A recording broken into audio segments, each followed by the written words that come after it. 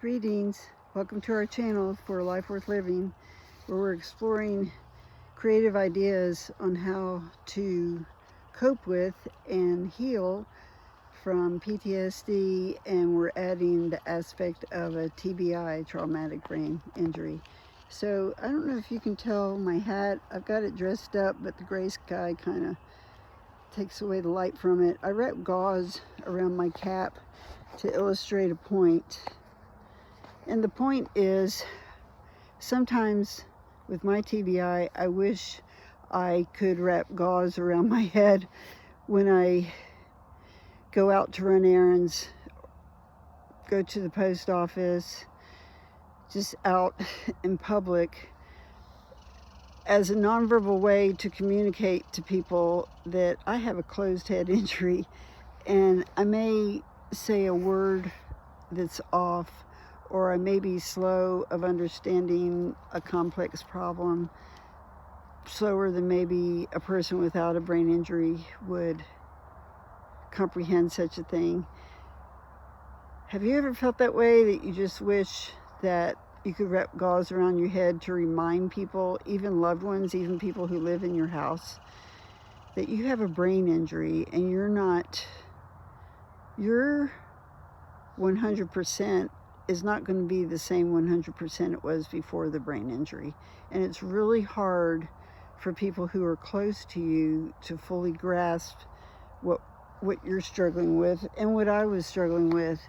I knew, it's like I had the pain of the TBI, and there's also like a second part of me watching me with my TBI, not connecting the dots like I normally did. And I had to, I would even say withdraw or isolate from people, because I didn't even know what was going to come out of my mouth. I didn't even have a filter.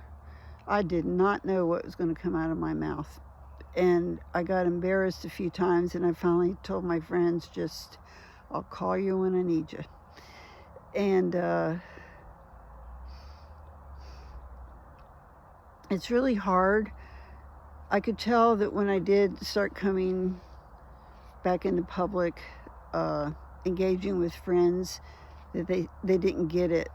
That, like one time when I could go out in public, like if I had a close friend with me who understood, but I remember I ran into somebody I knew, and I just had to say, I'm pretty sure I know you, because of the way she was talking to me.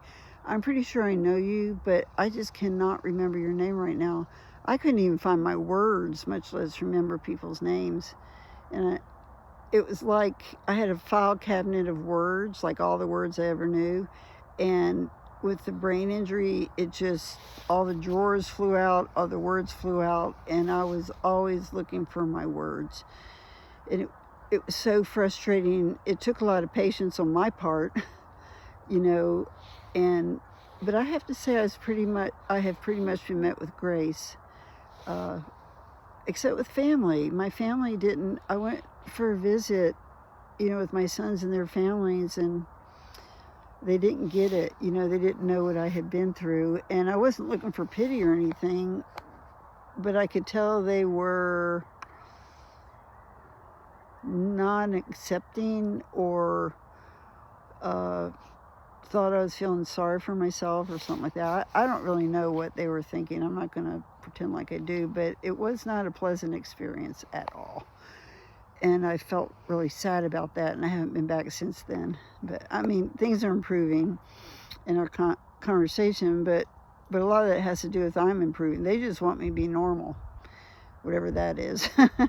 They want a PTSD mom to be normal. And actually, I am pretty high functioning now, and even with my brain injury. But every now and then, I can tell, even in these videos, I might slur a word, like drag it out, or use the wrong word in trying to describe something. I give myself a lot of grace with that. And so what people who love us do not understand is that we are always compensating. And I'll share with you one of my compensations. My first fall, I landed on my jaw, so I had a goose egg swelling right there. And, well, how is that a brain injury? Well, it was a severe case of whiplash, and so my brain bounced inside my skull, and it wasn't good. It was not good. I couldn't drive, and like I said, I couldn't find my words. And then 3 months after that, I fell again. I hit the back of my head where the occipital lobe is, and my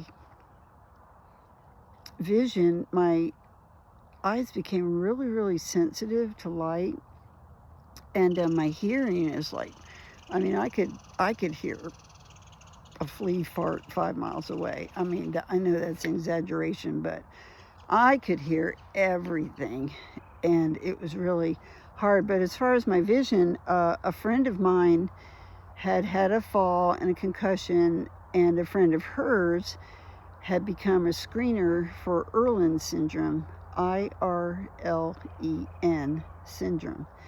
And the remedy for Irlen Syndrome, which is, it's not a vision problem, it's a brain processing problem. It's how the brain processes what the eyes see, which was definitely a big symptom of mine. So through these connections, I was screened, and then the actual diagnostician came, and I definitely had Irlen Syndrome. But honestly, I realized through the screening that I'd had that problem all my life. The head injury actually brought it to light. So I want to show you one of my compensations are these glasses. They're called Irlen glasses. Now, you don't have to do it like this, but my prescription changes so often.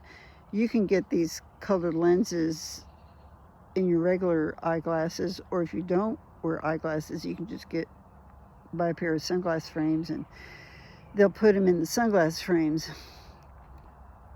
My colors that soothe my brain from light sensitivity are blue and lavender and green, and so they layer the colors of the lenses, and they look like sunglasses, fit over sunglasses. You know, I get that. But I tell you what, when I put these on, my brain just goes, oh, thank you so much. Thank you so much. Because from the time I open my eyes in the morning, my brain is busy processing whatever is illuminated, which of course is everything. And my brain processes everything at once. And these lenses put things in order. I don't know how to explain it, but it puts things in order, and it just feels so much better. I'm looking at a squirrel over there. There's a squirrel over there. Anyway, squirrel. So that's a compensation that if you have not had your eyes checked by an ophthalmologist, you might want to make sure you had that happen, because I did go to an ophthalmologist with all my well, for one thing, I felt like my eyes were dancing, like they were jitterbugging.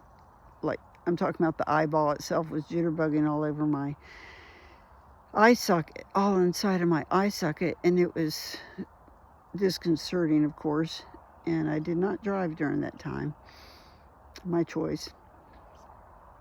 So that's just one of the compensations that people don't really know.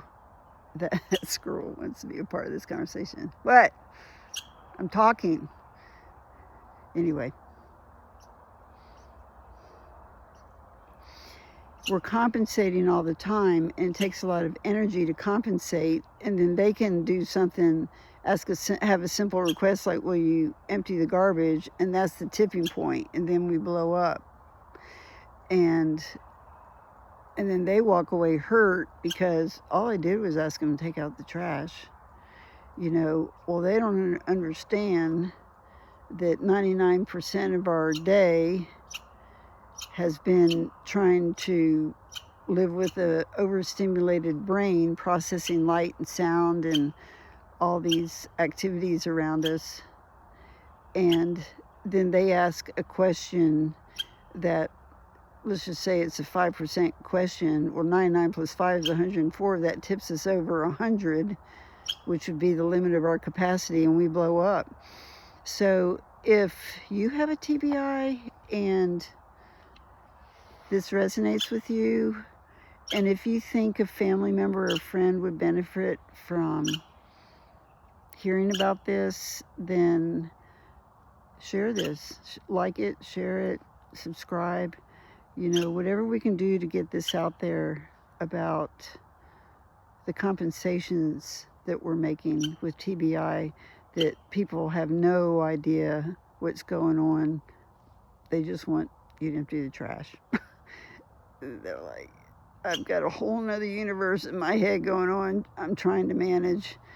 And you're not wrong and they're not wrong. It just takes a high level of communication to sort all that out. So you take care of yourself and just know I understand. I really understand what anybody with a TBI is going through. Have a blessed day.